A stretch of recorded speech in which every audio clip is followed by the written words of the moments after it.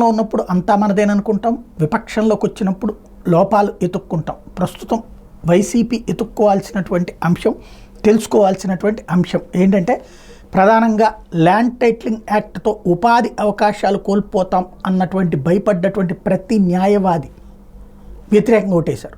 టోటల్గా వాళ్ళకి 5,000 రూపాయల డబ్బులు సిస్టమ్ పెట్టింది జగన్. 5,000 చేతికి ఇచ్చి ఉన్న ఉపాధే పోగొడుతున్నాడు అన్నటువంటి కసితో న్యాయవాదులందరూ ఓట్లేశారు.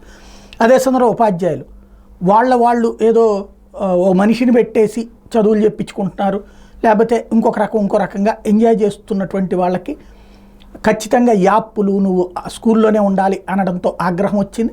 అదే సందర్భంలో కొత్త కోర్సులు పెట్టి అర్జెంటుగా మీరు మారండి అంటే కోపం వచ్చింది. దాని పర్యవసానం వాళ్ళు వ్యతిరేకంగా ఓట్లు వేసినటువంటిది, ఉపాధ్యాయులందరూ సమిష్టిగా వ్యతిరేక ఓట్లు వేసినటువంటి అంశం. అట్లాగే డాక్టర్లు ప్రత్యేకించి ఆరోగ్యశ్రీ అంశంలో పెంచమంటే పెంచకపోవడం, రెండో పక్కన వచ్చేటప్పటికి ఏదైతే క్రమంగా ఆరోగ్యశ్రీని తీసుకొచ్చి ప్రభుత్వ ఆసుపత్రుల్లోనే పెట్టే ప్రయత్నం చేస్తున్నారన్నటువంటిది భయం వేసింది. వాళ్ళు వ్యతిరేకంగా ఓట్లేసినటువంటి ఫలితం.